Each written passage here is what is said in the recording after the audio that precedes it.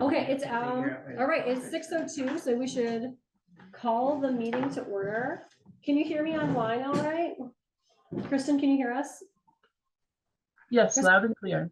Oh, thank you. Good. Okay, great. Thank you. All right, so I would like to call the meeting to order. I would like to, first we're going to this is the Bristol Conservation Commission. We're going to start the meeting by moving the wildlife presentation to the beginning of our agenda, so you don't have to listen to us approve minutes and things from last month. A couple of housekeeping items. If you can please give us your name. Helen needs them for the minutes. So if you're on Zoom, we can read your name. We'll be copying those over. And then if you're in person, if you could please have there's a sign up sheet somewhere. If you make sure you sign that up, just to make sure we know who is available, who's in the meeting. We also have vacancies for 2 members. So if you're a Bristol resident and are excited by these topics or interested in what we do have spots for 2 vacancies right now. So if you're interested, give us your email and we'll meet and we can talk more about it, or email, or you can just join, which would be amazing. I want to remind everyone this meeting is being recorded. Several people have already said they're going to watch it. Usually people don't always watch our meetings, so they've specifically said they're going to watch it. So all right, so this project today we have our Middlebury students attending here. You want to say hi so the camera will look at you? Hey. Hello. Okay, well, we're looking at Max at least. Okay. So I want to let you know this project is the work of 5 Middlebury College seniors that are a capstone course. It's Environmental Studies 401, which is the Community Engaged Environmental Studies practicum. And this is with Professor Alexis Mikhailov, who's also here. Basically, the BCC realized in 2020 that the town plan, we realized the town plan wildlife corridor maps hadn't been updated in nearly 20 years, and we didn't have the expertise to tackle this issue. There's a lot of mapping involved, bringing in community stakeholders, tracking. We just didn't know how to do all those pieces. So we've been working with a few Middlebury College students over the last year or so, as well as a tracking connection to get preliminary data, to get sort of ready for these students to join this class for the spring semester. So we'll see what they present tonight. This has been student driven. We gave them ideas of what we needed, pretty much what I just said. A slightly longer version, but that's about it. And then they just sort of ran with it. So this is their project. I don't know what they're going to present on, which is very exciting. They wrote the survey, they did all those things you may have seen. That was all their work. And so we'll see what happens with that. And in my role as a professor, I'm the chair of the Conservation Commission. My name is Carolyn Dash. I'm also a professor in the biology department at Middlebury College. And in that role, I can answer questions and I can act to help as a professional liaison with these students. But Alex Smith, who's right here, has acted as their true community mentor this semester. He's not only met with them and answered questions, but he's also gone into the field with them. They've gotten dirty. They've been hiking and checking camera traps and getting the students excited. And that's been really inspiring the students in the way that like a true wilderness guide can be, that I do not have those skills. And it's been amazing. So thank you so much for your work on this project. So I want the students to take it away. After we talk about this, then we'll have time for a Q&A afterwards. So we'll watch the presentation and then we'll do questions. All right, so you can share your screen, take it away. You bet.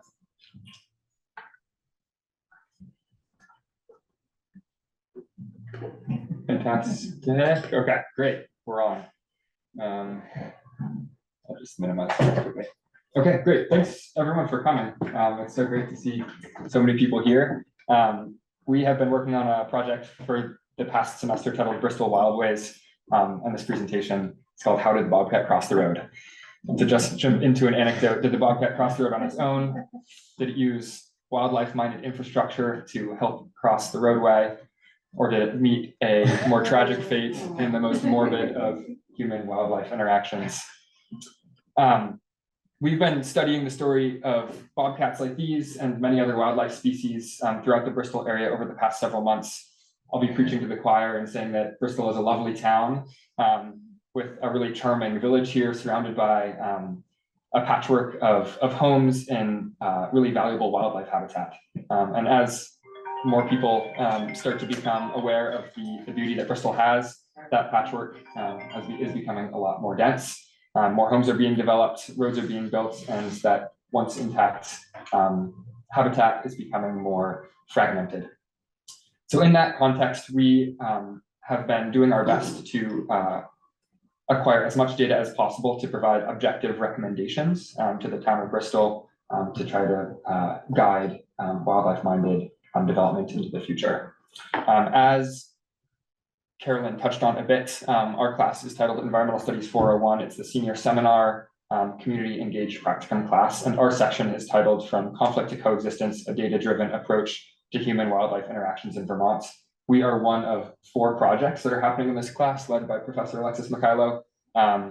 Others are talking about beaver management, small mammal management in the state of Vermont, as well as a project with the Ripton Conservation Commission on community science and camera trapping.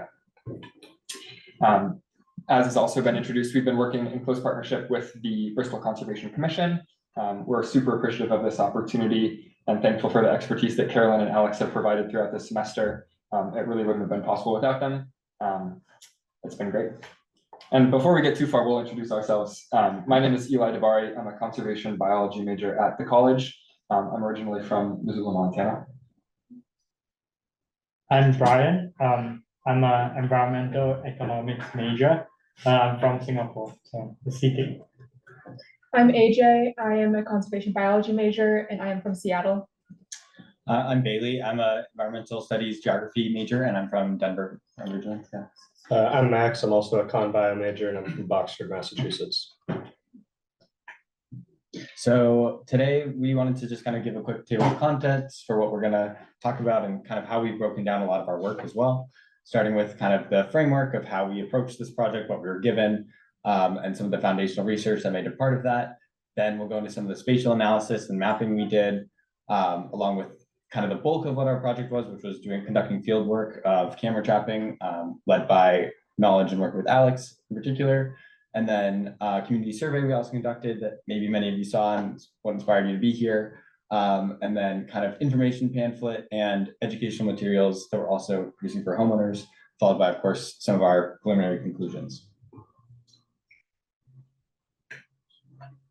Yeah, so here's like a brief framework of our project. So our project is based on a lot of like previous research done on this topic of wildlife corridors. So we have the regional level, at the town level, and as well as previous Middlebury College students who have worked on this. Then afterwards, from all this like research, it built up onto our work, which is to investigate and update the wildlife corridors in Bristol. So as part of our work, we employ like methodologies from the groundwork of camera trapping with Alex, and as well as doing like GIS analysis, and as well as survey that we conducted online and community outreach. And then from this work we have done, we produced 4 main deliverables, which is our camera trap results, our wildlife corridors map, our survey results, and as well as educational resources. And all this, we plan to give all this to the BCC to inform and update the information we have about Bristol Natural Capital, and hopefully this will help the BCC to update its decisions.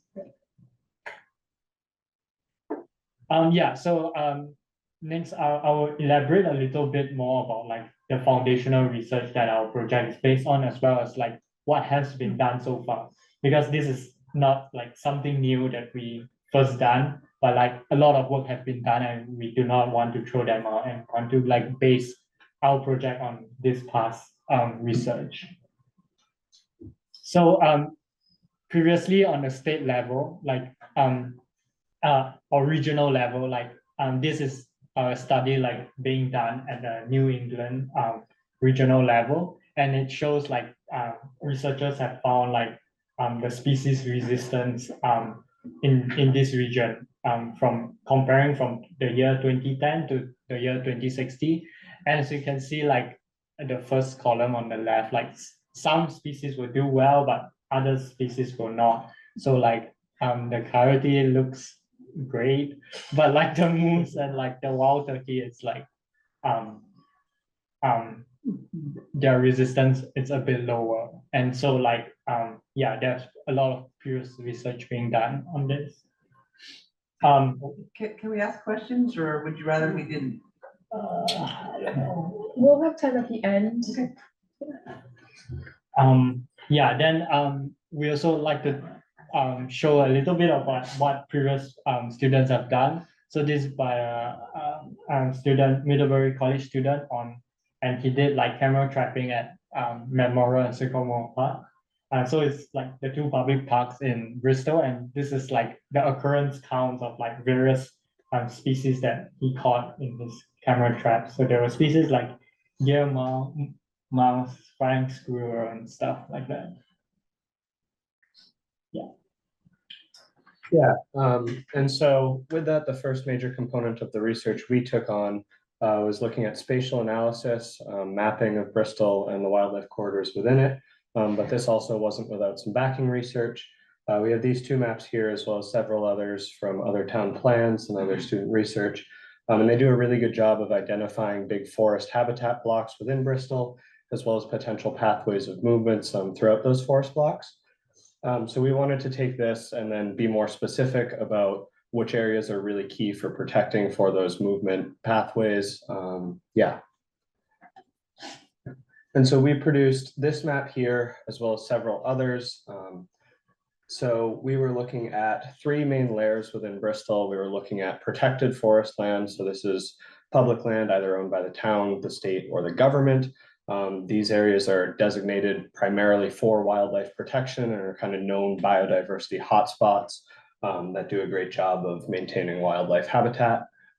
We also were looking at non-conserved forest land. So these are big tracts of forest that exist within Bristol, but that do not have any kind of protection status on it right now, whether that be through like easements, like selling to federal land, things like that. And then we also have these rivers, wetlands, ponds, and other riparian zones. Forests and waterways are really essential for wildlife movement. Those are the two main things in New England that wildlife rely on for corridors. And so, as you can see here, we have these couple of sort of islands of protected forest surrounded and woven within these currently unprotected forest blocks. There's this big section in the middle of Bristol here too, that's national forest land. Yeah, but Eli, can you? And so with that, we were looking at these four areas circled in black in particular. You can see two areas up north in Bristol on the border by Moncton, one in the center and one down towards Lincoln. And we're really interested in these areas because these are the forest blocks in between the protected area. And so for maintaining movement kind of along the mountains ridges within Bristol and then kind of in and out of the town, these areas are really essential, especially the one up by Bristol Pond. So we wanted to dive more into those areas, which you'll see later on is where we kind of focused for camera trapping. And then we also have developed some other mapping tools for the BCC. One of these is this interactive mapping tool.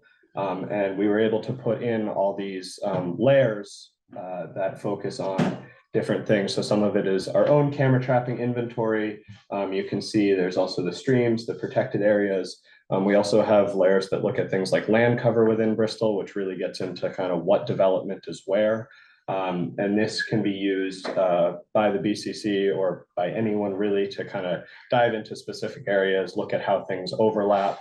The state of Vermont is actually really amazing for geographic data. There are tons of public layers. And so all of this comes from the Vermont Geodata portal, which gives us information for things like tree cover, for stream locations, land cover, all of that sort of thing.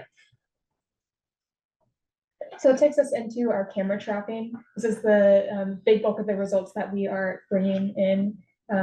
Dr. Dash did mention that there is tracking data previously from other students that have looked at it the past couple of semesters, but I'm sure you all know that our snow cover this year was a little off. And so we were excited to look at that, but it just ended up being more worthwhile to focus our efforts on camera trapping, at least for this season. So we had 5 different locations for camera traps that are all within the 4 areas that Max just mentioned. So we have 3 up at the top of, in the north area of Bristol, one off of a development on Piney Woods Road, and then one in Bristol Pond, and then one in the Hogback Saddle, and then further down in the river where 116 cuts through in Bristol Cliffs. This is where 116 cuts through some pretty big sections of forest. And then once again, down at the bottom in the south of Bristol at Notch Road, which is where there's some more development happening right now in between different forest areas. And so in total, we had 17 different cameras set up for a total of 654 track nights. And this is from February all until April. And we collected more than 20,000 photos. And so to help go through these photos, we used Wildlife Insights, which is an online platform that helps kind of organize this data before we start going through and manually checking what species we found. And it's also a way that we're able to share this data with the BCC later. And we had a lot of fun with the field work for sure. You guys live here, so you know how amazing it is to be outside in Bristol. But rain or snow or sunshine, we went out a couple weeks after we first placed the camera traps. We went back to make sure they were picking up the species that we wanted to. They were at a good level and good angle, and making sure that they were correctly recording onto our SD cards. And we went back periodically every couple of weeks to check on them. And sometimes they were across rivers and up mountains, but we definitely enjoyed it. Yeah. I got the unique privilege of carrying my computer across the stream between Bristol Pond, which was really fun. The kid in my backpack is screaming. Yeah. You got a bunch of snow down The his shirt. true heroes today, yeah. Yeah, so we'll now like give a brief like introduction to each site and like brief like data about each site. So the first one is Bristol Pond. I'm super psyched about Bristol Pond because like when I first went there, like when Alex first like brought us there, like I saw it was really a narrow stretch of forest. Like on the left was like, okay, on one side was like a cliff down to the pond, and on the other side it was like open farmland. And so I was really very excited to see like it really like when I was there, it really looked like a like wildlife corridor. And I was really excited to see what like we will catch like in that area and what animals are crossing that area. And briefly, like in this location, like on the west, on the left-hand side is like the watershed center. On the right is like the Hogback Mountain. So it's like really like a spot where it connects like two important like wildlife regions, like forest blocks. And so here is like a chart of what we found. Yes, so like we like there's a lot of like northern raccoon, like almost disproportionate. Like, It's probably the same one. yeah. So yeah, it's probably maybe close to home. I don't know, but like it's really like almost like every day there's like a bunch of raccoons crossing that area. But we also like caught some like coyotes, bobcats, and porcupine and white-tailed deer in this location. But outside of top 5, we also like saw some bears and otters. So I think what really struck me with this site is like even like how small it is. Like I thought it would like be useless or something, but no, like it's actually like being used, and I was personally like really surprised and like wow, yeah. So this, we don't have the exact dots on it just to provide some anonymity, but our camera traps were off Piney Woods Road in this site, which is kind of a more mixed use residential kind of rural development area in Moncton, actually, I know, but provides a good case study for like this type of land use and development. And so we were curious how kind of these areas that have dispersed housing with a lot of open fields, what the wildlife corridors and connectivity looks like in these type of areas. So yeah, this is our similar graph. We had a lot less wildlife activity here, but still some, mostly white-tailed deer and eastern cottontail and eastern gray squirrel were the top 3. So mostly kind of saw deer in the fields coming through there, and definitely a lot less wildlife activity and diversity compared to a site with a lot of riparian habitat like Bristol Pond. As was mentioned, we put some cameras up in the Bristol Cliffs Wilderness, right on the south side of the river from like Hogback Mountain Brewery. Yeah, so the New Haven River flows right through there, as does Vermont Route 116, and kind of a bottleneck for wildlife that might be passing through. To the south of this image is the Bristol Cliffs Wilderness, a huge, really uninterrupted piece of wildlife habitat. And to the north is the Hogback Mountain Range. So this super small area is a key conduit between those two areas that we know a lot of wildlife use. So what we were mainly looking for here was activity of wildlife crossing the river and the road to see what might be moving through the area. And once again, a lot of raccoons. It's funny because I feel like we've seen foxes out and about, we've seen deer out and about, we've never seen raccoons out and about in our trip, but there are reasons behind that, of course. It's just funny to see so many photos. But yeah, there were a lot of raccoons, a lot of gray foxes, and it was clear that things were moving along the river. We had one that was pointing right at the water, and got some great photos of mink, of gray foxes, of bobcats moving past. This is definitely a high priority area because of that key connection that I mentioned. But it's really promising that this wildlife does have so much space to move to the south as well as to the north. So yeah, this was definitely a site that we were really interested in. There's also activity of past human use in this area. We've heard stories of there being a baseball field on that side of the river, in what is now the wilderness area. It's a really nice flat bench, and there are trails that humans clearly use. There's that small subdivision on the north side of the river there, and there's a rope swing across from a nice beach. So people are definitely in the area, but so are the wildlife. So this was definitely interesting to see. And then our last major camera trapping site was Upper Notch Road here. These cameras were also technically not in Bristol, they were in Lincoln, but they were right in this stretch of a mix of protected forest land, unprotected. Obviously a lot of greenery up here, but there is also some development too. So we were really curious to see what we would find moving through there along the ridge. And yeah, less raccoons, but white-tailed deer. Turkeys, squirrels, coyotes, and gray foxes here. So yeah, similar to other sites, but I guess the raccoons didn't like it quite as much. So overall, as you would expect, a lot of raccoons, a lot of deer, a lot of squirrels, a lot of rabbits. Yeah, surprise, surprise. The gray foxes were a cool one though. And as you might expect, you are the people that live here, you know what lives around you. But yeah, this camera trap data definitely provided some insight into what is around. There are other ways to do this. If we were to continue with this study, we might be more intentional about setting up cameras in a grid pattern across different areas. So we could quantify this data a bit more to understand like the occurrence of specific species. All of our sites were chosen based on past information describing what makes a key wildlife corridor, as well as the great knowledge provided by Alex, being someone who spends a lot of time in the woods, knowing what areas could be particularly interesting to look into. So this provided some insight, though there's a lot more information out there.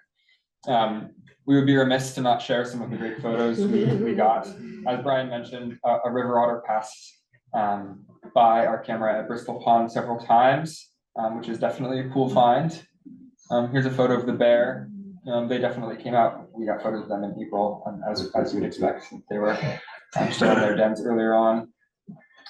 Several bobcats, definitely cool to see. Coyotes, which often looks a bit mischievous in their camera trap photos. One of our porcupines. These are a few representatives of the raccoon family that lived at Bristol Pond. Some of the many deer off of Piney Woods Road. Gray fox. And a mink moving along the river. This is a stretch of bank that you can see. I mean, you drive past it every day if you're moving along 116. It's definitely cool to see the wildlife that happens that area, or that spends time in that area as well. And then one of the species we were most excited about getting photos of was a fisher off of Upper Notch Road. Yeah, so beyond the camera trapping, we also conducted a community survey wanting to hear input from you all, from people in the town. Might be why some of you all are here tonight. Just asking people about their feelings and opinions around conservation in the town, and because we're not from here, wanting to get a larger sense and scope of the situation and sentiments in the town. So this was combined of a couple questions asking people what animals they'd seen around their property, if they're a landowner in the town, or and like where roughly they live in the town. And then also kind of this like value matrix around how you feel around different statements around wildlife conservation, and opportunities too for like longer open-ended short answer questions to hear some more feedback. So we were able to look through some results. It was really great. We had over 158 responses in total, so for a short period of time, which was really impressive. Thank you all for filling this out. And of that, we had about 98 that we ended up using just because of people that finished the survey and other things like that. And so from that, we had a nice breakdown of people from the village and people from like rural agricultural and rural forested areas, which was really nice to have kind of both perspectives included. This was the question of what wildlife people have seen at or around your home in Bristol in the last year, which I realize is also kind of small text up here, but a lot of gray squirrels, a lot of rabbits, turkeys, striped skunks, but then also like 18 fishers, which is really exciting. 7 moose, 46 black bear, some red foxes, 33 opossums, so 3 river otters. Anyway, so people are, noticing wildlife in town, and they're not only kind of seeing the deers that come by and the turkeys, but a lot of other wildlife, and are keenly aware of what wildlife live around them in Bristol, which is great to see people's engagement in the community. These are a few results too to some of those value matrix questions. The first one is Bristol should prioritize educating the community about wildlife conservation. Most people either put strongly agree or somewhat agree. Wildlife conservation is a priority for me. Most people put strongly agree or somewhat agree. And then homes should continue to be built in the Bristol area, strongly agree, somewhat agree, and more people were kind of neutral, which is that blue in that one as well. So these are just 3 examples, but kind of varied responses of both kind of this tension between conserving and continuing to build homes and develop, and what that looks like. As I mentioned, we had 158 responses to our community survey, which is really great.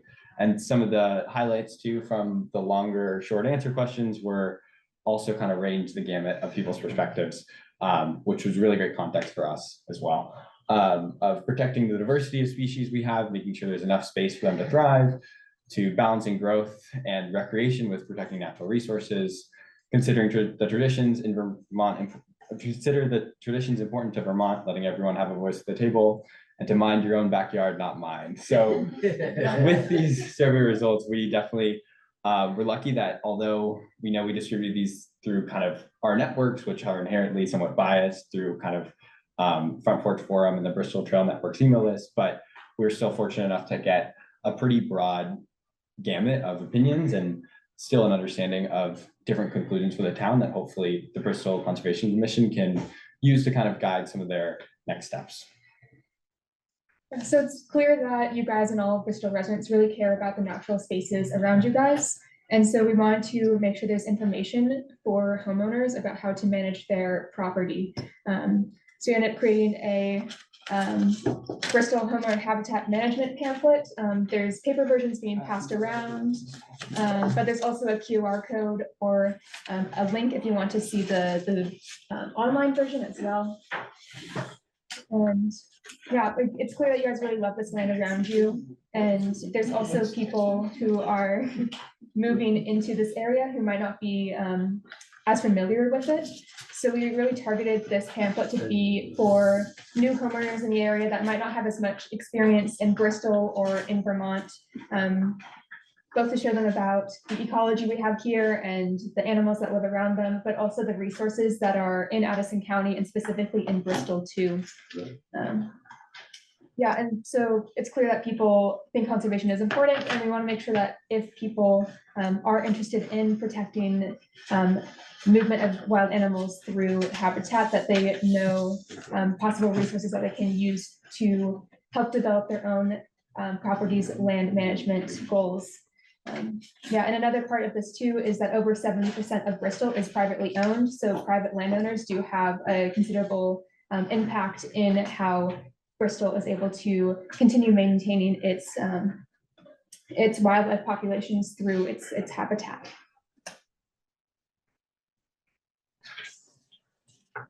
And so from all this work, from all these products, we were able to kind of come to a couple of conclusions. First of all, as hopefully you can tell from the presentation, we incorporated a lot of different sources, including like local ecological knowledge, community input, our own fieldwork, previous student stuff into this project. And we believe that through this incorporation of a lot of different perspectives, a lot of different knowledge, it helps to create the most robust framework for future development and conservation decisions. Centralized development within the Bristol Village, so this could include like things like apartments or tighter housing units, is the most effective way for allowing continued growth of the town and the town's businesses, while also preserving these wildlife corridors. And this one will be no mystery to you guys, but the town of Bristol really cares about this. 158 survey responses in, was it 3 weeks, a month, is amazing. And a lot of people took the time to go out of their way to write extra comments, things like that. So people are very clearly invested in this issue and this conversation, which we were really thrilled with. And then with that, we have some kind of continued research and partnership framework. We've talked with Alex about this, but unfortunately, several of the members of this group are graduating right now, and the rest of us will next year. And this semester is ending, but there is potential for a partnership with Middlebury College and their Center for Careers and Internships to have a funded internship position to kind of keep this work ongoing. We would really love to see that. And then we're also really focused on making sure that all of the work from this project is easily accessed in the future after we are no longer in Middlebury, by passing it on to the BCC, and yeah, again, potentially future interns or things like that. Thank you so much for listening. We really appreciate it. We'd also like to shout out the people who helped us with this project along the way. So a huge thank you to the Bristol Conservation Commission, especially Alex and Dr. Carolyn Dash. We'd also like to shout out some of the students who helped us. David and Lauren are both alumni, but their work kind of laid the groundwork for this. And Claire Ellerbrook helped us a lot with managing all of those 20,000 photos we had to deal with. And then we'd also like to thank Dr. Alexis Mikhailo and Claire Tebbs, as well as Dr. Jeff Howarth, for advising this project as Middlebury faculty. We'd like to thank all of the survey respondents for their input, all of you for showing up tonight, and just the town of Bristol as a whole. Thank you.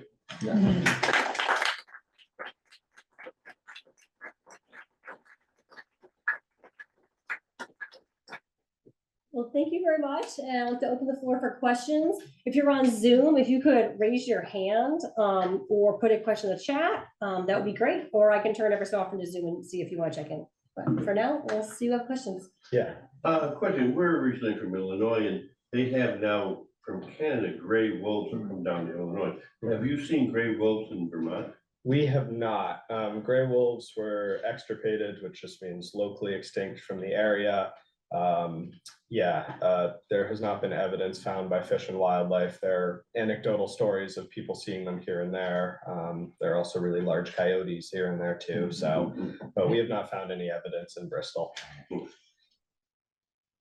On the raccoons, guys, it's 2 and 1 back and forth. Yeah, no, absolutely. They're messing with our cameras. Familiar faces. No. Yeah. So one of the first slides was talking about the resistance, I think, and I Yeah. didn't know what that meant. So that was like a research paper, like where they did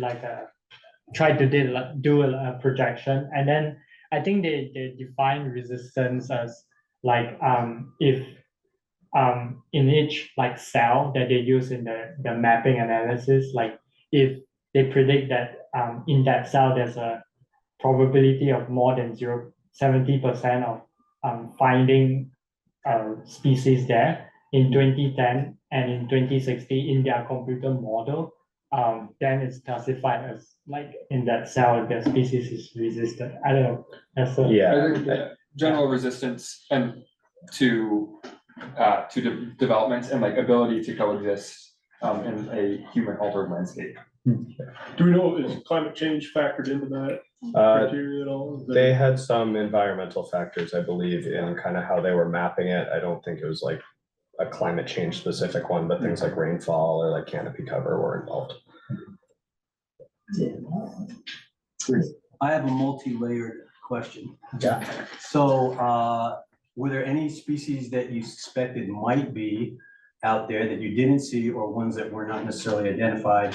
In terms of wildlife, number two, is that roughly all mammals mostly that you're considering? And then thirdly, maybe it's sort of related to the first question, are there some that you suspect that you just didn't capture, might have had a chance to see more in the summer, but it seems like you caught the bear coming out of hibernation, so.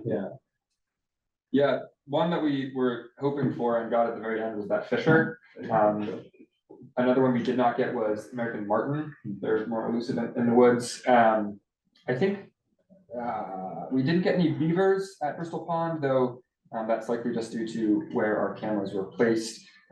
We tried to fill the gaps in our camera placement with the survey question about asking you all what species you see. But there was pretty good representation. We tried to focus in on indicators, like indicator species that we know to be representative of like forest health and a healthy ecosystem. And some of those that we primarily focused on were gray foxes and bobcats. But all of them can be applied to certain criteria.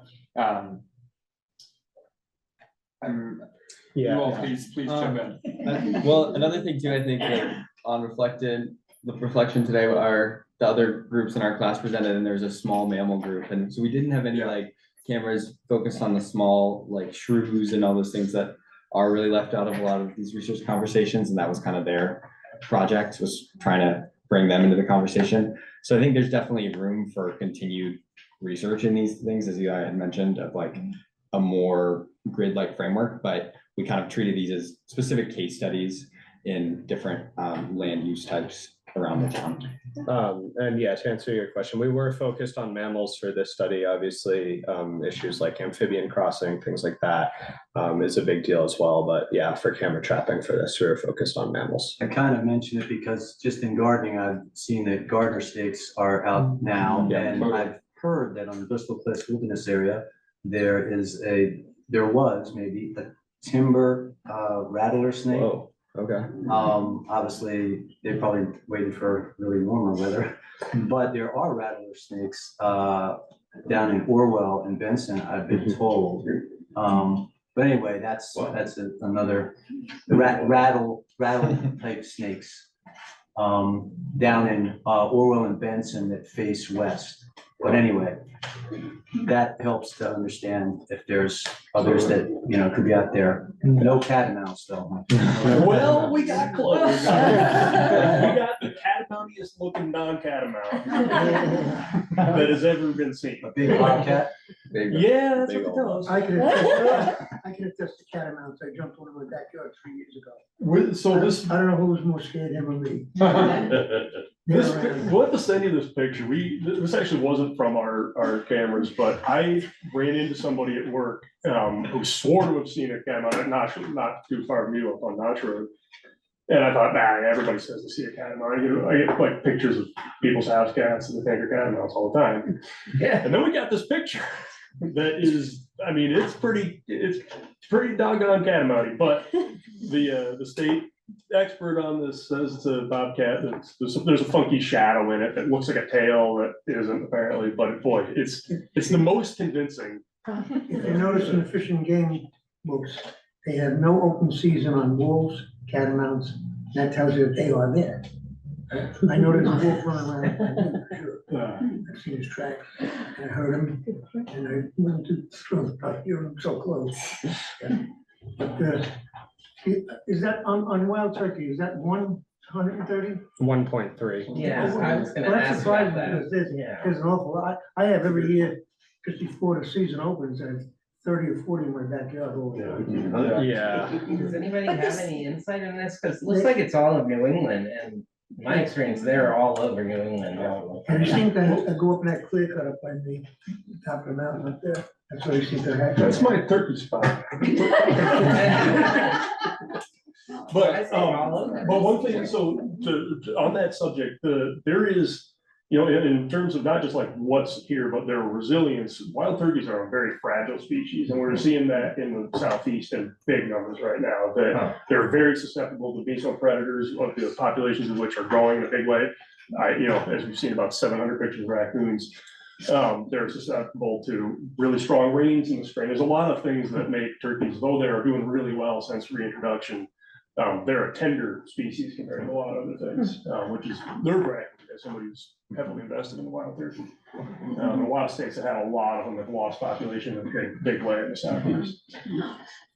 But yes, you make a good point that they are quite common around here. Yeah. Can I ask a question about resistance? Yeah. It seems like it's really persistence, the way you described what that number really means, Yeah. that in the sites in whatever the first year was, what percent of them still had those species? How persistent were they? So that might just tell you that wild turkeys are in different places than they were then, right? So I'm not really sure how to interpret this. Yeah, well, it's also partially like species are able to persist if they're resistant to various actions that are happening throughout time. So definitely is like a balance of those, and species will tend to move to places that they like better. But that also would mean that you still don't have species here come 2060 if these predictions are true. So there's just so many variables that are very hard to tease apart, especially when you're starting looking at an ecosystem level. And that's why having this background data is very useful. I'm not sure if you guys want to add. Yeah, to that. don't quote me on this directly. I'd have to go back into the paper, but I believe, yeah. Say to the door. I'd have to go back into the paper and look back at exactly how they did it, but I believe there was a factor where they compared like where they were found in 2010 and 2016 versus like what had actually developed in those areas. So they were kind of assessing overall resistance to like a general change factor. But yeah, persistence also would be a great way of describing it. I'll just add that this is an open access paper we can share. Yeah. And this was conducted by UVM folks, so Jim Murdoch's like wildlife biology. There's a saying that I've heard many times that goes, "Do not fall in love with a ground nesting bird." And that's somewhat indicative of this. They're susceptible. They're to the predators taking a vested interest in specializing in them. A lot of other factors. They're just not as resilient as a lot of other large mammals, for instance. In your Bristol pond camera, was it not accessing any of the water? Because I was kind of surprised you didn't see any waterfowl. Yeah, It so was, yeah, the Bristol pond, like the cameras we put was like up on the In cliff, woods. like That it was all wasn't, bluff, yeah. yeah. But that's where you saw all the raccoons. Where's all the raccoons So on I the just river assumed automated it's up because there? there was water there. True. If you go to some of the like the photos of us towards the beginning of beginning. Yeah. Really. Never mind. Raccoons are causing Yeah, everything. okay, so like where I'm standing, Yay. or where, go to the one of me, sorry. Okay, so you can see my back is to where the cameras were. Up to the right, just out of the frame, it goes up a hill and flattens out, and where our cameras were placed, those two actually exactly right there, was about 10 or 20 yards from the edge of a ag field. So it was separated a bit from the water, far enough away to not catch waterfowl. So it only went to April, so that might have been. Yeah. We did get some waterfowl on the river, some mergansers and some mallards, not a huge diversity of things, but definitely they started showing up in the camera that we had put into the water. Yeah, I noticed you had river otters you saw. Do you think there's enough river otters around here for a sustaining population? And if not, what can we do to help the species, to grow it? It's a great question. I would say that yes, there is a self-sustaining population there at Bristol Pond. I'm really curious to know where other people have been seeing them, if it is in the New Haven River close by or in other tributaries. I think water quality is definitely a big thing that is important for river otters. I'm no expert on what it takes to help maintain their populations, but I think a lot of the methods that you would take to help protect any other species are super translatable to them. They really take advantage of riparian habitat, intact banks. So definitely careful developments in those riparian zones near rivers, near places like Bristol Ponds. Yeah, that's very general advice, but Yeah, so the waterworks, yeah, I have definitely seen track great. on the northeast side of the waterworks in the wintertime, the slides, and also on the New Haven River in multiple different locations. It's my understanding there in Otter Creek also. Yeah, you would think based on that. Yeah, perfect. Another brief observation is, I've got barred owl Nice. down on my Super property, cool. so I suppose where your cameras are aimed might have some variation of, and this is probably germane to Alex. In terms of traps, is there any data about those that do trapping? Because I believe I have a neighbor that does trapping, and there was a beaver den at one point, and then it was gone because the beaver was no longer there. So that I think would have an impact depending on how many people are still trapping. There's not a ton of targeted river otter trapping in general around here, I wouldn't say, but is that what you're asking about? Like, what were you, was that connected to the question Well, about trapping in river otters? general for small, for trapping, I would think, and in specific, the beaver. What was the question? So I was just joking with, it says trapping cameras, right? Yeah. But it was sort of the actual traps that are out there that trap mammals and beavers in specific and other wildlife that is affecting what we might see because they're taken out at certain times of the year. That's true, yeah, to align that with the trap season, so to know how your camera trapping aligned with the hunting and bird trapping. For sure. Yeah. Question for the whole group, and I don't know who would like to say, or if all of you would like to say something, but, so some of you are graduating and some of you are not. Is there a level B or a, 600 level class so you can come back and, well, if you were gonna come back to this class, what question would you focus? What would be your focus question? Ooh. Sorry for the sound effects. I can start. I think, yeah, for me, I'm really happy with how this worked out. It was really great to connect with Bristol and connect with Alex and learn about these spaces. And if anything, it really just started my curiosity. Like, I think it would be great to go back in like a more like statistical intensive way and like really see what is there in some of these spaces. And like do it for a longer study period as well. I mean, we were definitely limited by our semester, but also was still impressed by how much we were able to see in just that amount, which definitely is a testament to the wildlife that's present here. But there's always more camera trapping that can be done. So your specific question would be around statistical analysis of mammals in the area? That makes it sound a lot more boring, but I think like, Well, you gotta but go yes, there to get the numbers yeah, first, so you exactly. might Like, I think more. something a bit, more, just put more cameras in smaller spaces and There's see. a lot more people in the community too that you could reach out to, For sure. like say, oh yeah, I could blindfold you and take you, show you my spot. Right, Alex? I didn't anticipate how public a lot of my honey holes were gonna be. I think you've been trying to ask a question. I was just wondering, there was data about 20 years ago. So how did that, can you use any of that to compare to what you got? I mean, I'm sure they didn't have all the video clips. So what was it? So they didn't have so many houses, it's much more wild.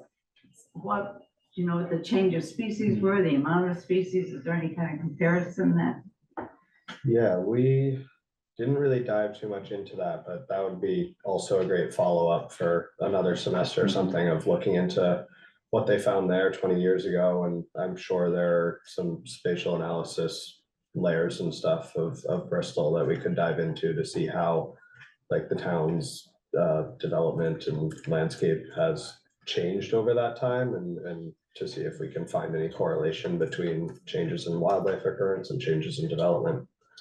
And I think, yeah, what we mostly worked on was those maps that are in the town plan.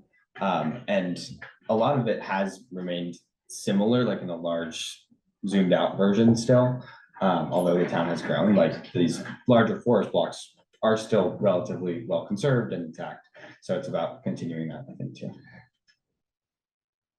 There was an introduction of the wolf in Yellowstone, which had dramatic impacts on, well, I can't really enumerate all of them. Is there a species that you think could benefit from either being introduced? And if so, what effects might you imagine could be beneficial? I mean, yeah, wolves in Yellowstone had a massive impact. Proposing the reintroduction of carnivores into New England is contentious. I grew up in Massachusetts and my mom is from Shelburne, so I'm familiar with some of that. But yeah, I mean, even within what's already here, we have beavers, a lot of them over at the Watershed Center that are putting in work right now. I've also been doing some work for Alexis and for more bioresearch over there and looking at kind of where they're active. They have a massive impact on the Vermont forest landscape and riparian landscape, as I'm sure many, if not all of you are familiar with.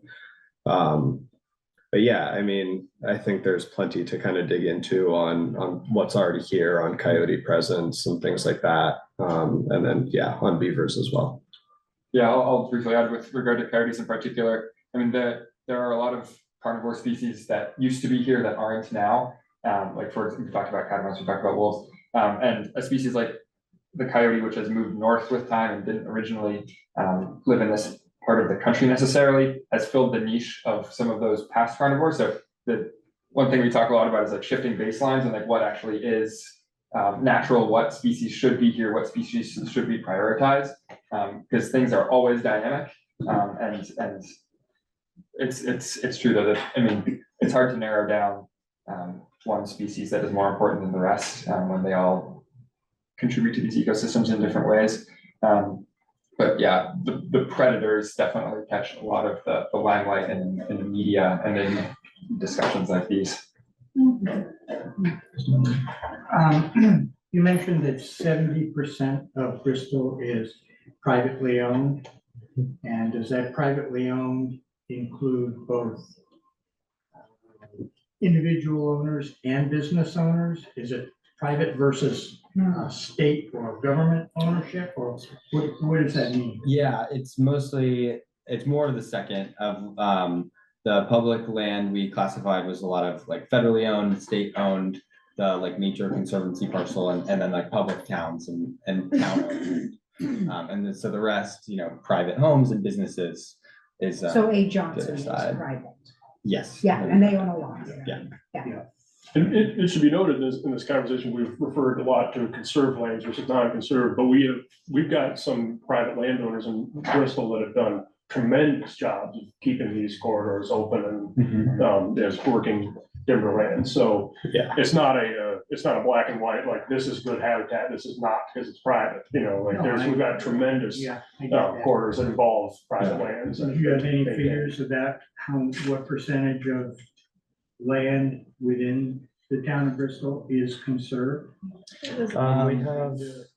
Yeah, this map takes, we don't have the number, but it actually would be worth calculating and not too difficult to do. But so the green chunks are, some of them are privately owned as well, because it's from a state aggregation of protected land and land with easements, or that is these like public land, you know, Green National Forest, Nature Conservancy, town parks.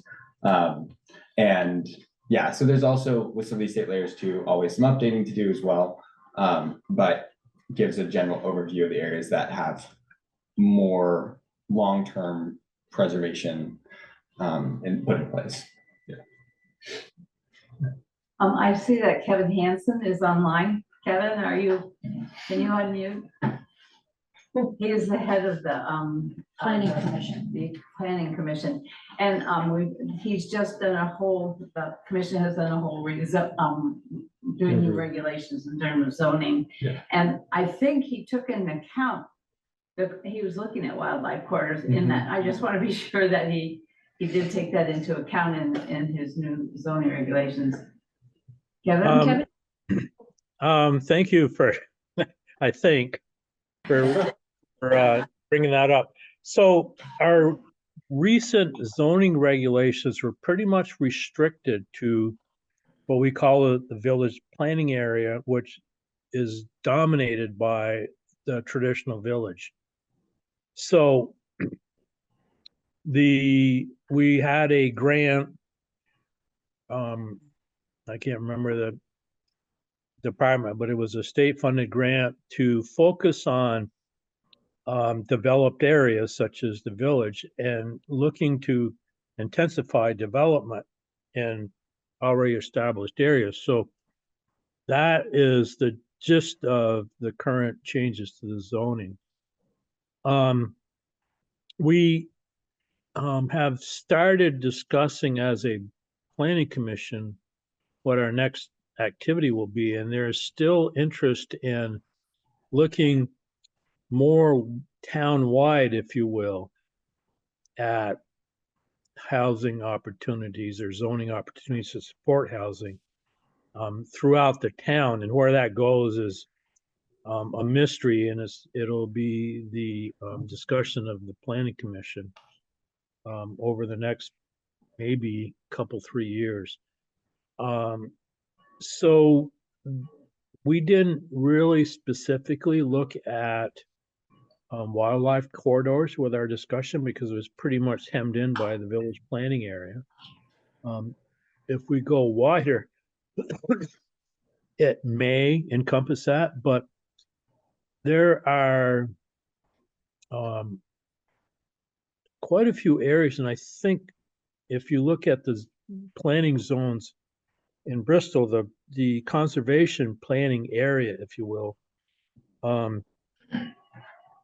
is quite a bit wider than the government protected area land, particularly on the mountain ridge that goes up through the north to south, more or less on the east part of the town. So it's important also to look at what the planning zones are, if you will, within the town to look at whatever risk or non-risk there may be for the topic we're discussing.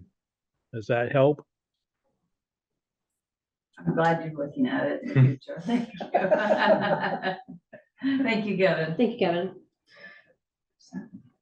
And to add to that too, we also have been looking at those zoning layers. We have a couple other maps as well in our report. So this is a more simplified version as well, just to kind of present with that point. Are there any other questions from Zoom at all? So Sally's got one. Sally Sally's Burrell, do you have a thinking. question? You'll have to unmute. Yeah. Thanks. Yeah, first, I'm so sorry I got here an hour late. It's crazy. I had been looking forward to this for about 2 weeks. Anyway, I'm sorry, but It's recorded, don't worry. oh, good, great.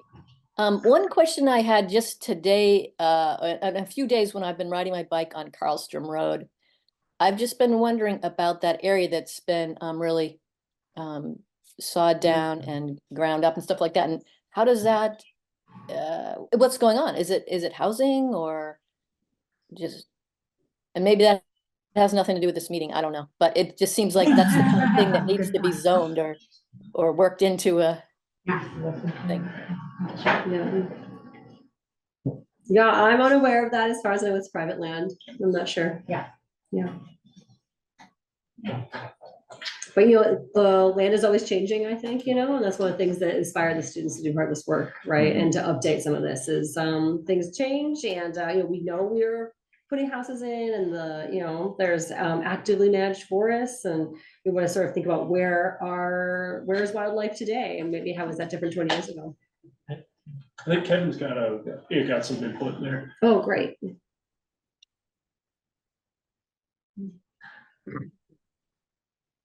So I'm not sure, Sally, when you said Garlston Road, are you talking about down on 116 by Johnson's Mill where the trees were cleared out?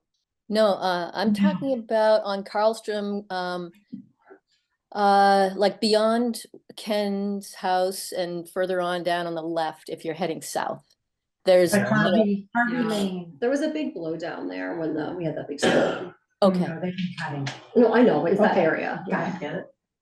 Yeah, It's- because I guess my point is the harsh weather we had this winter, and Yeah. the Johnson site, which is very visible, is a good example of where, a lot of evergreen trees were damaged, and the remediation was to take them out and start over.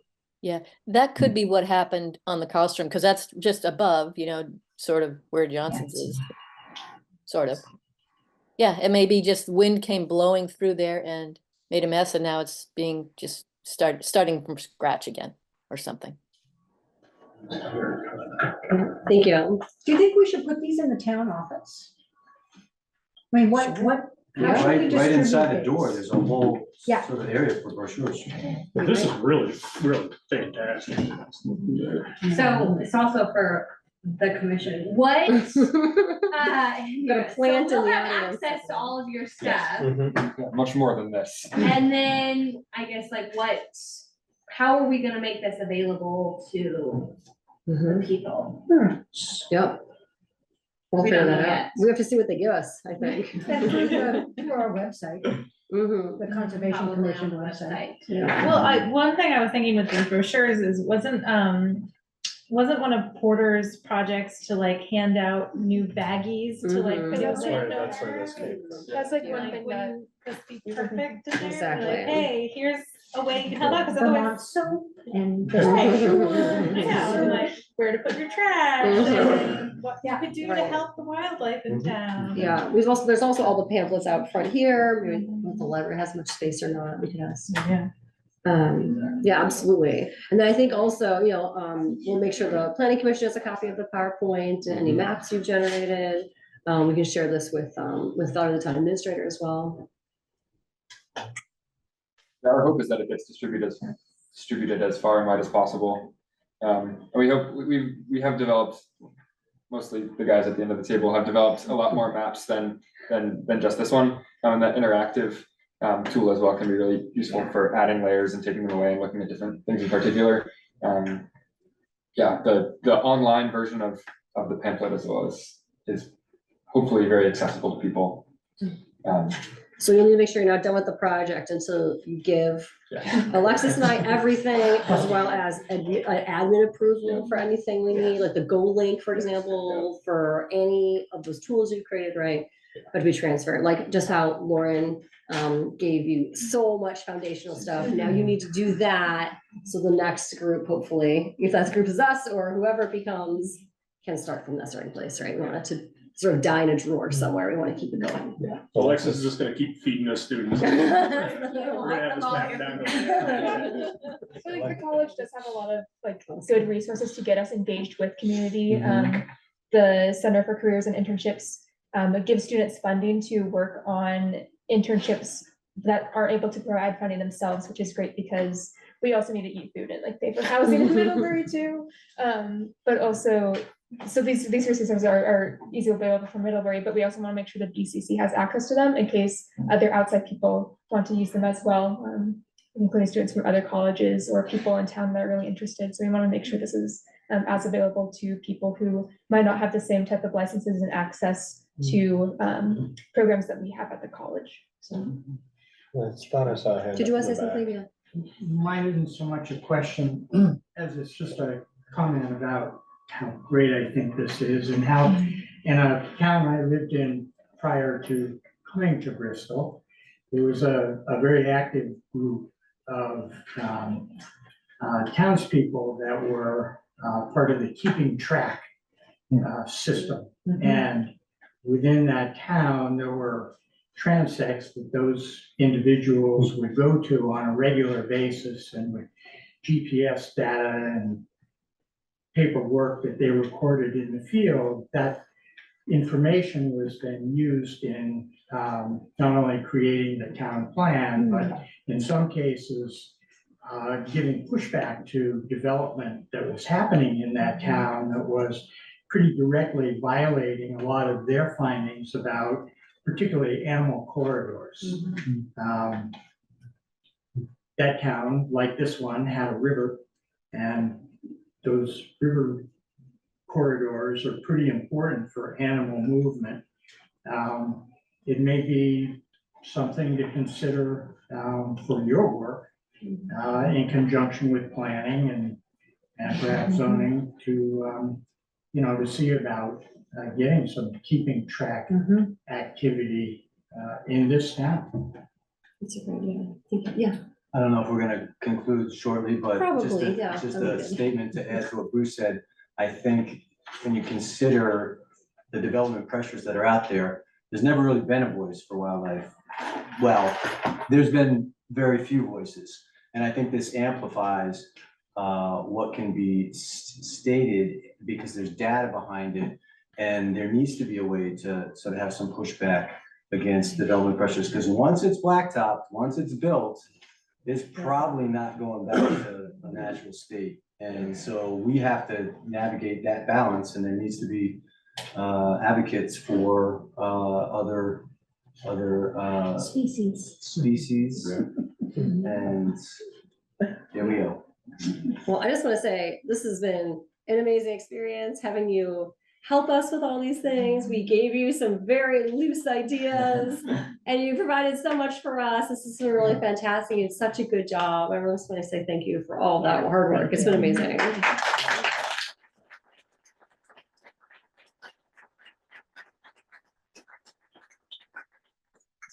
Thank you so much for having us. That made it as possible. We couldn't do it without you. So. Really, hopefully this can get carried forward. Yeah, it far exceeded any of our wildest expectations of what we could put together. And we now know there are no Sasquatches. But you have everything. We know we didn't get the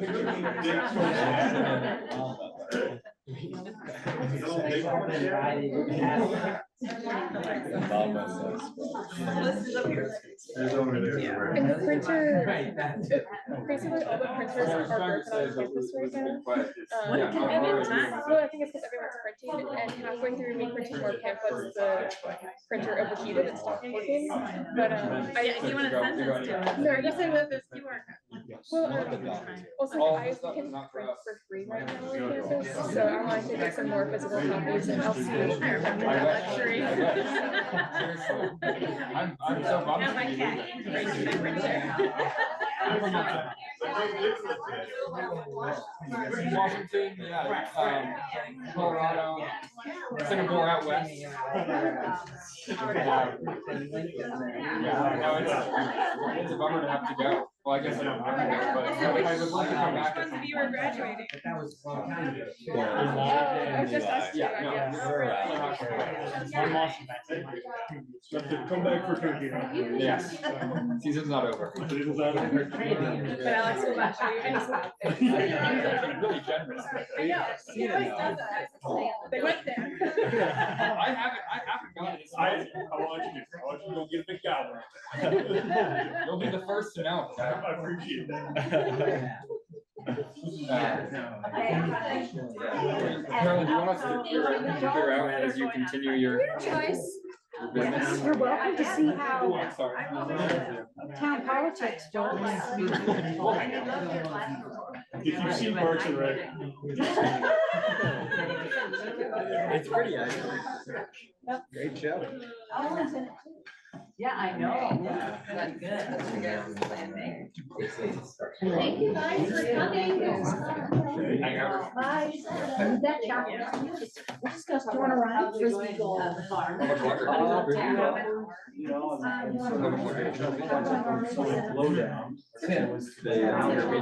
What? Half an hour. Yeah, 20 minutes, half an hour. We're talking about frisbee golf.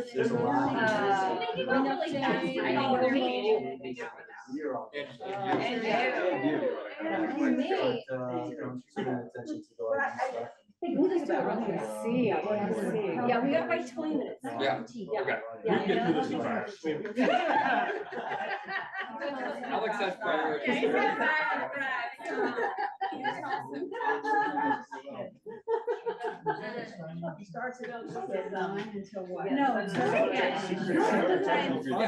I hope all of this. All of it is yours. Are you guys going to talk about right now? No. We'll wait for you. We'll wait for you. Yeah, I'm curious. I don't know. I love it. I was like, damn, both of them from your email, and then when you were texting, I was like, oh my god. They like, the boys were like, crazy. Yeah, what's your name? He did. Very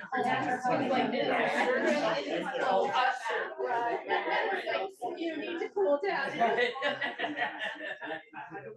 And so like, yeah, so basically I called the doctor and they're like, No, we'll stay. why'd you come to When I saw you here, I wondered if you- like, I brought it down. I was like, I can't get it lower than that. I gave the extra dose of ibuprofen, I gave him Tylenol, I had him sitting in a tepid bath for an hour. And I was like, couldn't get it down. I was like, my kid's the wrong color. I don't know. Yeah, we went in there and they were like, they looked at the back. Okay, so let's go on to the rest of this meeting. Oh, sorry. People know. Horrible disease. Whoopsies. Wow, this is a chair upgrade. You guys shouldn't have given up the next day. Okay, great. So we are back. We're gonna do a quick few meeting agenda items. So we do a public comment period. Does anyone have public comments on things not on the agenda? Excellent. That was awesome. Okay, addition of items to the agenda. Everybody anything want to add? I'm hoping not, since we'd like to end in 16 minutes. Review and approve minutes from April 11. Would anyone like to make a motion about Motion to that? accept them? Or. There's a motion to Like, accept. Does anyone like to second that Second. motion? Second, the motion, second, anyone in favor? All those in favor? All right, the motion carries, the minutes are accepted. In terms of correspondence, I did receive 2 pieces of mail that I don't quite understand, that I think Kristen Underwood would understand better. They're from the Vermont River Conservancy, they're official stamped of received, and they have monitoring site visit reports from the Fuller Corridor easement and the Bristol River Flats Corridor public access. I'm not exactly sure what these are. Would you like me to put these back in the mailbox and you can pick them up, maybe? You're Yeah, I listed have, as the property contact, Kristen. I have digital copies of those, and that's basically, they have to do an annual inspection of the property Saunders and Fuller. And so that's what they're reporting on. Okay, and you have digital copies, so that's fine. Yep. Yeah. Okay, great. Just want to make sure we understood what that was in terms of correspondence. We've completed the wildlife presentation and we'll move on to old business. Conservation Commission membership, we still have vacancy for 2 members in the BCC. Did anyone? Okay, no one that came signed, that's sad, oh well. We'll still continue looking for 2 new members. No Mo May updates. So also though, if you do know someone or spreading the word, please, maybe I'll send some kind of an email soon, maybe I do with the green update numbers, and I'll say, we're looking for people again. All right, no Mo May updates. Just to jump in that quickly, we send out a newsletter every week. Would you like me to add that into our newsletter? That would be wonderful. Yeah, thanks, Zach. Yeah, if you send me a little paragraph, I'll put it in there for tomorrow. Okay, yeah, for tomorrow. Oh, it can be any week, I guess. Oh, good. I feel like we got like finals and stuff right now. I don't know if that's, but yeah, maybe Whenever you next get week. around Okay. to it. I'll send you something. Thank you so much. That's a great idea. Yep. Perfect. Okay, and then the next item agenda thing here is gonna be no Mo May. And no mo updates? The signs are up. At Sycamore Park. Yes. That was, Was it- one was returned. It was the one I'd already put up. Was it obvious where the no-mow part of Sycamore Park is? I inquired and didn't receive any feedback about what they were not going to mow for I don't May. know. So where are the signs? At the kiosk. Okay. We And did, I got That's out good of my car and put it in and then got back in my car. that was mentioned the last kept meeting, tracking. the plan for the mowing. Was that your Right. question? Zach, I we're don't leaving know. that spot in front by the kiosk, no mowed, or not mowed, gosh, that was grammatically awkward, not mowed. So that it can be the no mow. Yeah. But is it really just 2 Like feet on either advertising. side of the kiosk? I don't Is it know. 100? Zach, have you been out there? We'll know a little bit more when Meredith has a chance to see the first mowing, and it's probably gonna be. Have they mowed yet? That's why No. I'm trying to get Zach, but he can't talk right, yeah. I think we're gonna stop by tomorrow, so I can give you more answer tomorrow, but yeah, I know you guys talked about, Meredith relayed that the around the sign is kind of the I don't know the word I'm looking for, but we also noticed that they haven't mowed around the cannon and town green. So I don't know if that would be also a good like centerpiece point to not mow. Just something to think about. They haven't mowed it yet, so and it's getting kind of long already, so something to think about. Huh.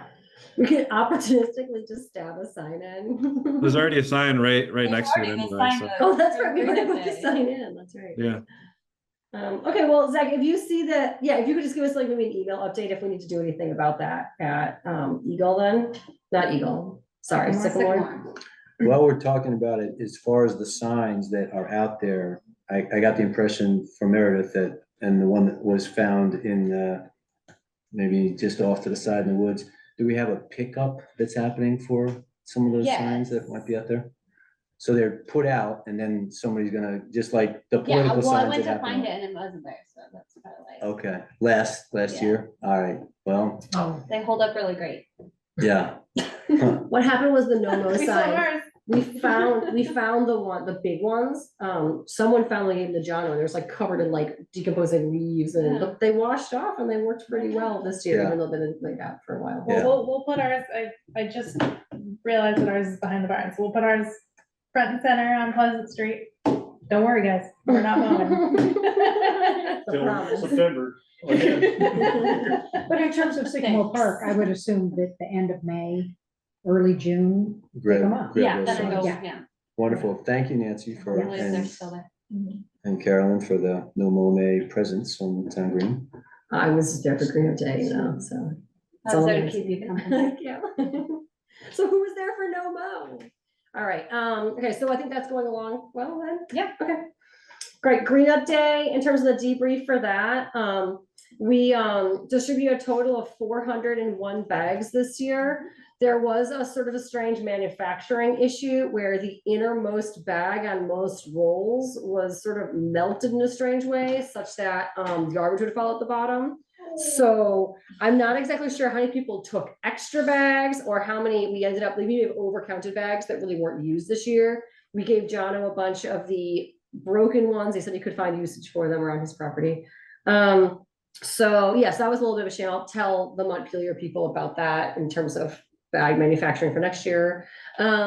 The volunteers, we had 260 students from Bristol Elementary. We had 206 other registered volunteers for a total of 466 volunteers this year. We will also be getting the weights in from the Addison County Solid Waste District, but we have not gotten those weights yet. They'll be sending those out in the next week or two. So I'll have to report back to those at the next meeting, or I might just send an email on Front Porch Forum, and that's how you'll hear about it.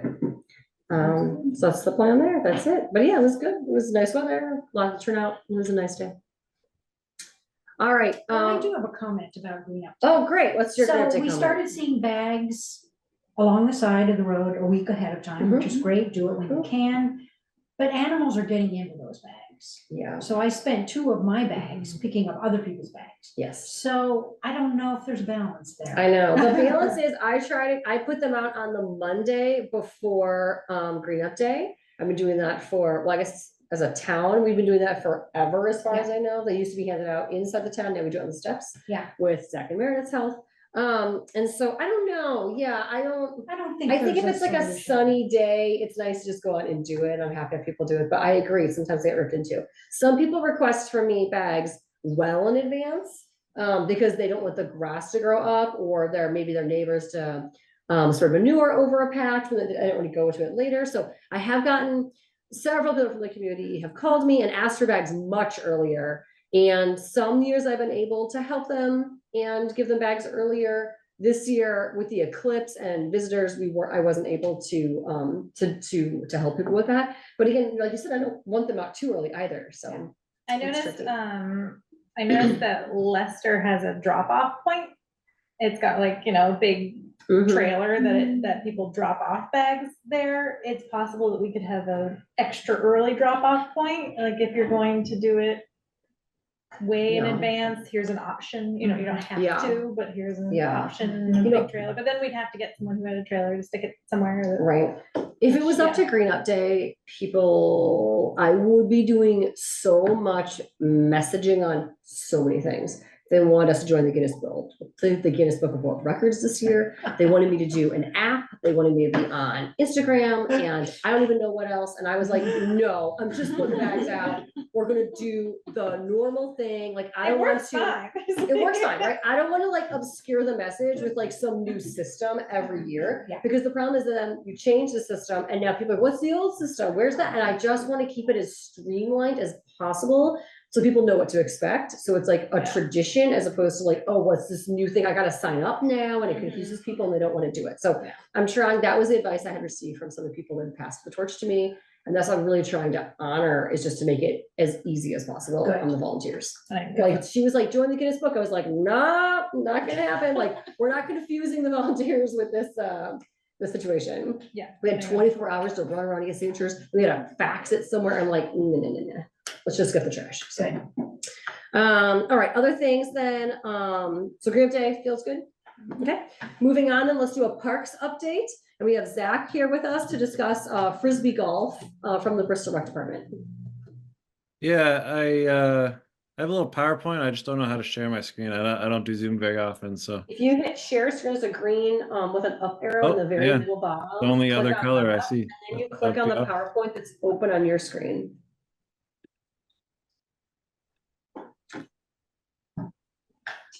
Sorry.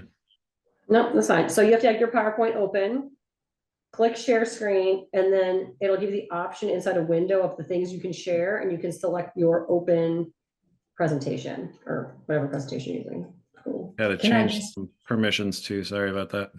While he's loading that up, tell you that at Sycamore Park, 2 of Porter's interns helped install the pollinator garden sign. And weeded the garden and straightened all the posts. So it should look more tidy. Nice. That's all. But having their help install the post was great. Are you going to be doing more seedings with the Be the Change? I have not communicated with any. Okay. Yeah.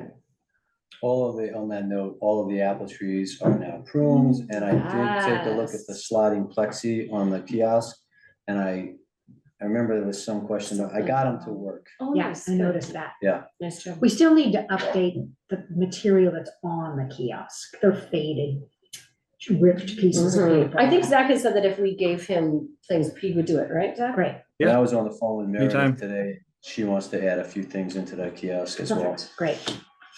That sounds great. Do you Okay, guys, Zach. does anyone there have a key for it? I know we have one down in the clerk's office, but I don't know if anyone else has a key. No key needed that I saw. Oh, okay. I know there is a key for something at Sycamore Park. I don't know. The if gate. it actually belongs to anything. It could be the gate to The let. gate is a vehicles in. combination lock, I think. I think the key was originally for a lock that connected to those sliding glass. But if the lock is gone, then it's not necessary anymore. Okay. Yeah. Good to know. Okay, Zach, you requested 5 minutes, but I know we've gone way over, so you can do slightly longer, but. I'll go quick. It's not very long. It's just really hot in here. Yeah, no. Imagine up in Holly Hall, it gets like I think last year it reached like 97 in there one day. Okay, so basically we had an idea maybe 6, 7 months ago of putting a little disc golf course at Sycamore Park. We haven't really done too much research into it. I've just done very basic reaching out to people who have made disc golf courses other places in Burlington and Williston and stuff, but that's pretty much it. So I thought I'd just introduce what disc golf is and yeah, a little bit about it. So it's also, you probably have heard the term frisbee golf before. It's probably what's more commonly known as. It's basically golf, but you use a frisbee, a golf club, and a golf ball. And instead of a hole, you use this device you see here. It's like a chain cage thing. Yeah. So next, I'm going to talk about a few options of installing the thing. You can do a in-ground option, which is obviously going to be the most permanent. If you use a concrete, going to be very permanent. You can do it with a ground sleeve, which I'll show you in the next slide.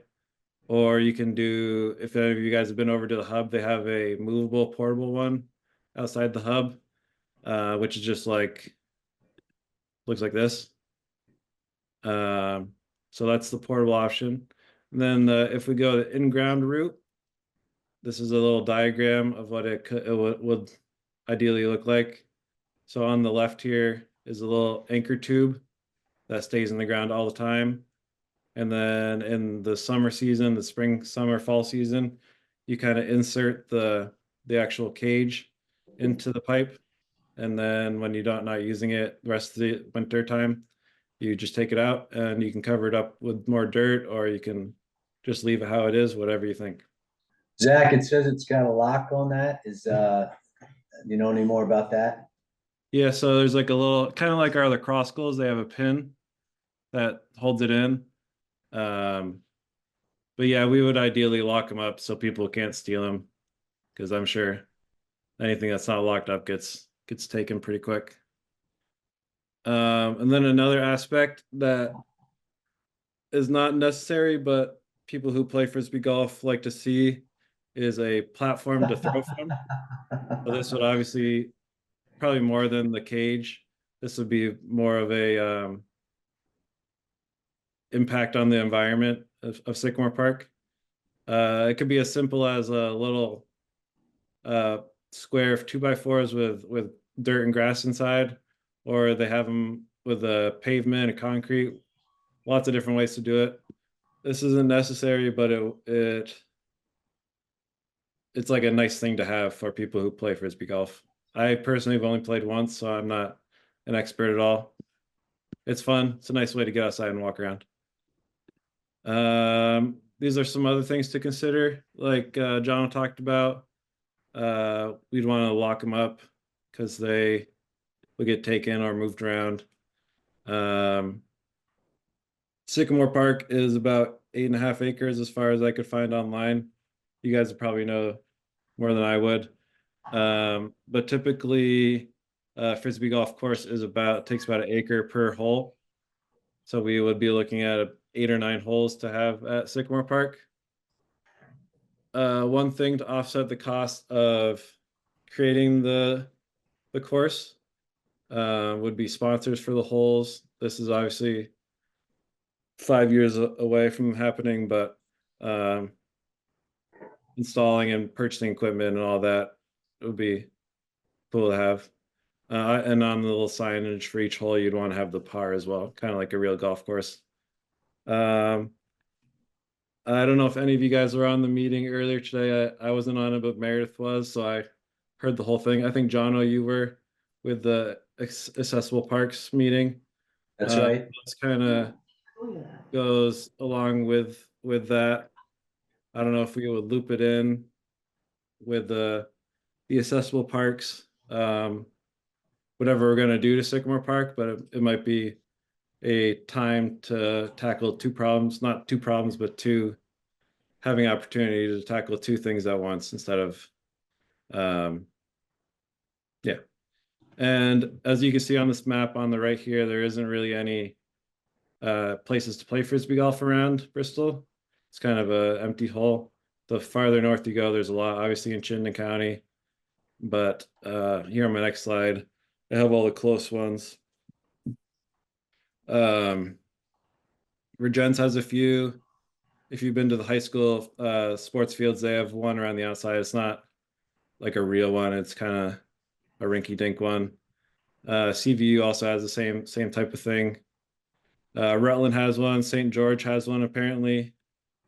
I thought St. George was just a gas station, but I guess they have a frisbee golf course too. Williston, we have one here at the elementary middle school, and then Sugarbush has one. And that's my whole little presentation. Awesome. Thank you, Zach. Yeah. So we talked to Meredith about this and Alex about, Alex about this as well. And I know there were some maps that were drawn up to put 9 holes in at Sycamore Park. And the last time we saw that, we had serious concerns about holes that were proposed along the rocky bank that would be that wouldn't be there for long because of the river. So I was wondering if you had any new plans about how you would stick in 9 holes in the space offered by Sycamore Park. I think we would probably hire a company to kind of plan it out. Like I said, I've been not emailing much, but I've exchanged a couple of emails with a guy. I think his company's called Disc Golf Vermont, something like that. He's designed a few in Burlington and I think the one here in Williston. So he would probably do a whole planning, a little study for us to look at. Yeah. I haven't looked at the one that Meredith has from the past.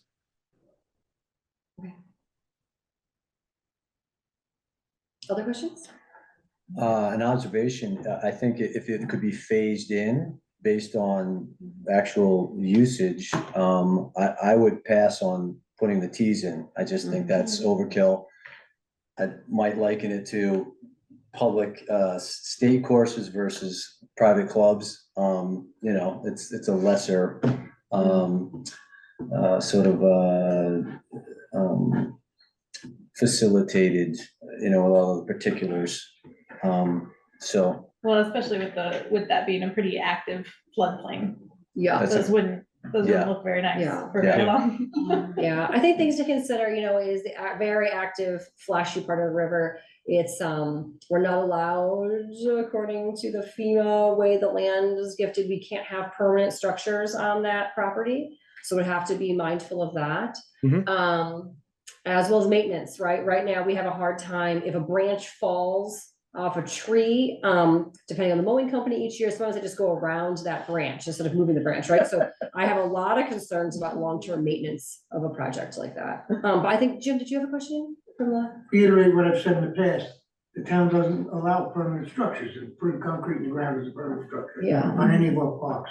And the whole idea of the Conservation Commission formed, as Kristen will tell you way back, is to try to keep it primitive, keep it natural.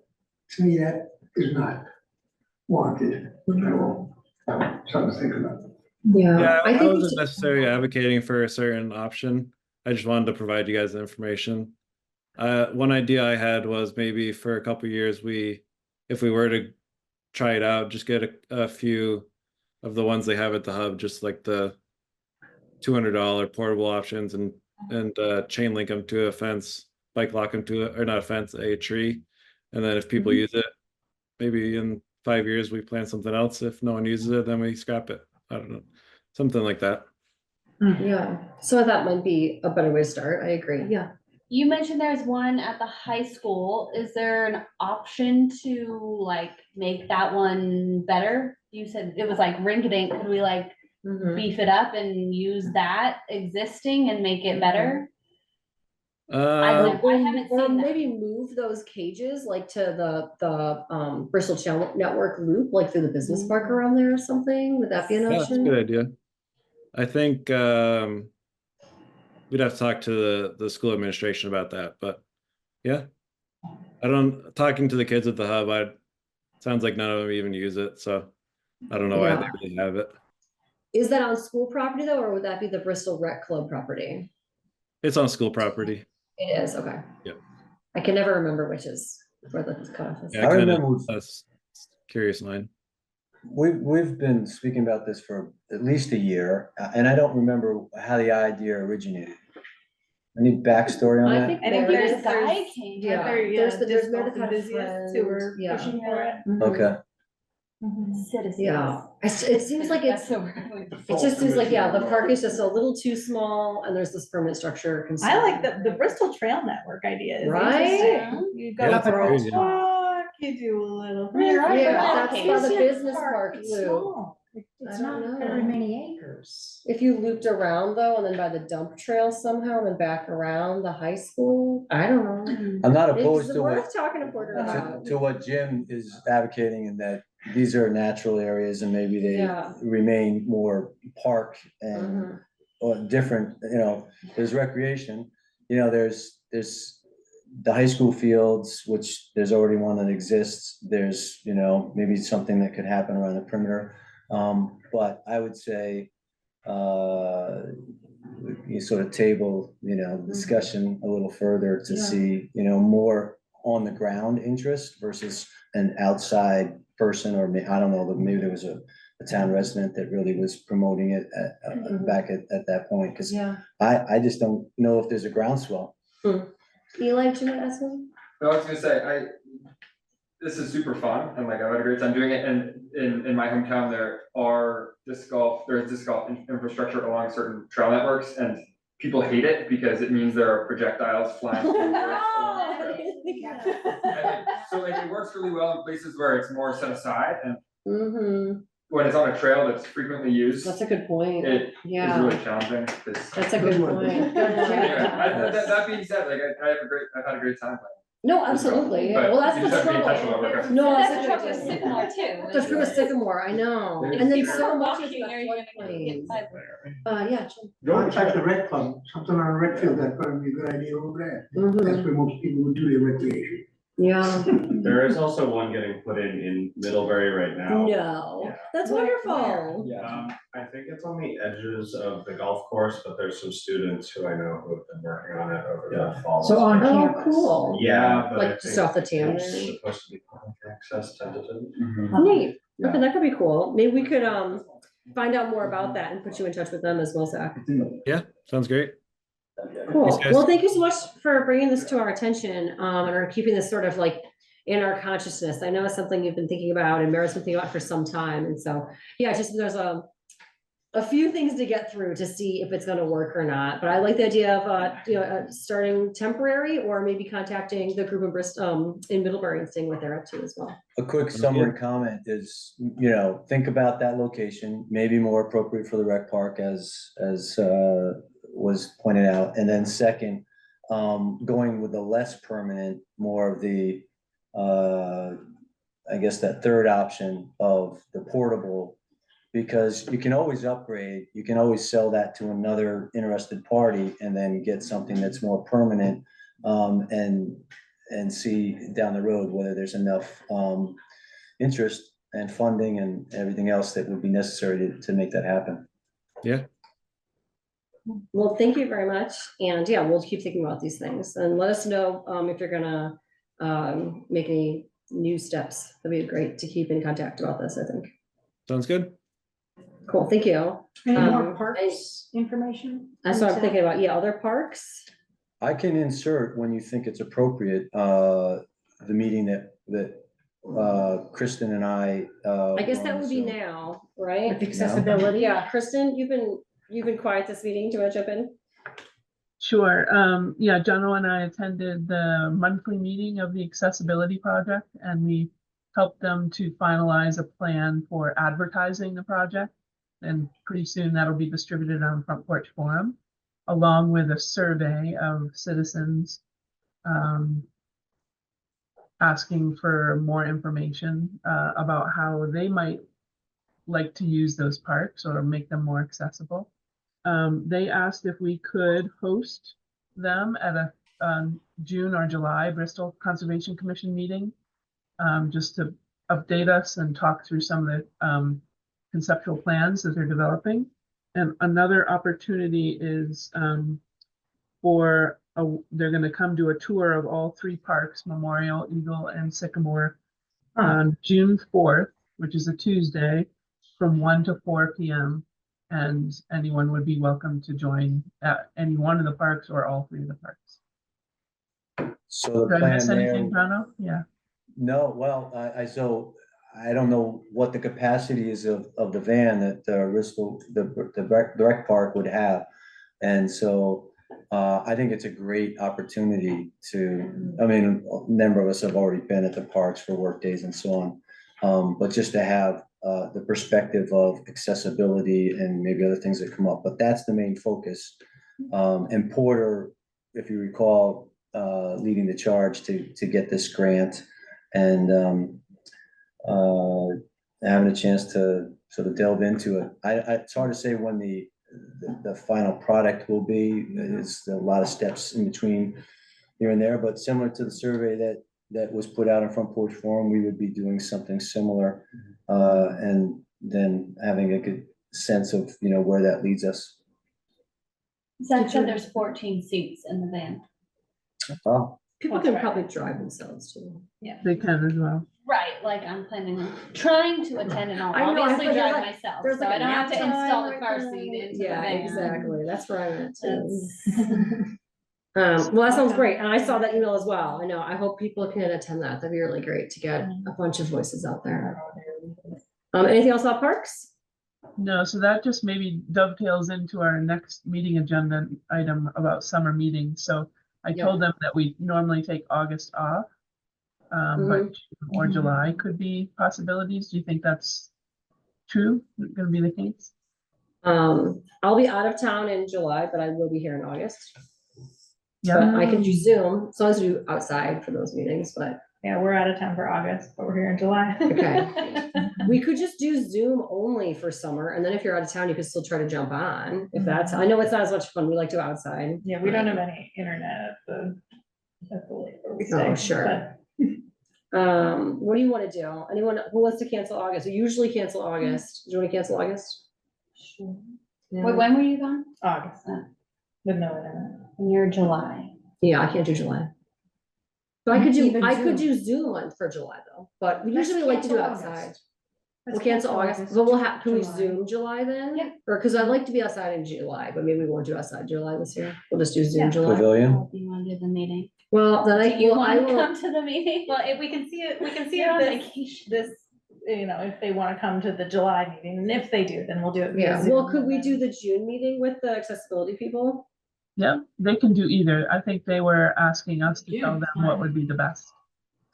June or June July. will be let's right do after June. the park visit, so that would be good, Mhm. like a week after. We could do that.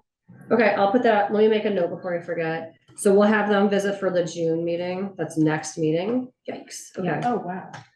Since we are loosely still on parks, in a conversation with Meredith, she said that it happens, I don't know, maybe every few years, there's gonna be a load of gravel that will be deposited in the parking lot, Sycamore. Yeah. So that'll manage a good amount of the potholes and so on, but because of the flooding, that's, and just other issues, it's hopefully gonna hold up for a certain while. And then again, related to the wheelchair accessibility, there's a series of those boulders that are spaced incrementally. And while they have an excavator down there or so on, they're gonna maybe try and widen one of the gaps so a wheelchair can get through, maybe a foot wider, but obviously narrow enough so ATVs do not get Yeah, through. it's tricky, yeah. Yeah. So gravel will be delivered. Will they also fill the holes? Or are they just gonna make a pile of? Well, the That's they do like ideal, a pour, I think, and then they sort of. yeah, Okay. the ideal way to do it would be to sort of grade out what's there, because then you've sort of taken the aggregate and you've mixed it. That's Whereas my the question. potholes, Who is doing that? Are we Well, doing no, that? no, we're Okay. not doing it. Okay. It's the rec No, board. no, no, no. I don't know the details. I was just trying to say Company that on this. there is a Yeah. plan and I It's don't like a know road the, crew thing. Got it. yeah. Right. Okay, great. So, I have then for our next meeting, we'll do, the accessibility group will come. I guess we'll do that inside, so we can make sure that's recorded. That seems like an important one. Mhm. Then we'll do July. I will be able to hold a public version. Will someone be able to come and do a public? What is this called? Like a Zoom? physical meeting space? Can someone I mean, offer that? Or do we We have to do it can on do Zoom? it from our house, right? That's No, what we have to Tony- have or a- do we have to do a come physical here? meeting space. Oh, right? because we can't Yeah, just do one Zoom of- only. yeah, we'll be able to do that. Yeah. Okay, so someone can do a physical meeting space. We're not supposed to hold only Zoom. And then in August, we'll go on hiatus for August, and then we'll come back in September. And we'll see about that. We can plan that in July. Great. That sound good? Mhm. Okay, great. Then that's everything I have planned for tonight with our longest meeting of all time by a bit here. Next meeting is June 11th. Our next meeting is June 11th, and we'll have the, 7:30. we'll do the same hybrid with that Okay. one as well. I'll make a motion to adjourn. Thank you. I Is anyone second that second. motion? All those in favor? Aye. Aye. The motion Alright. carries. The meeting is adjourned at 7:47. Wow. All right, I thank hope you for you're, coming, Zach. you're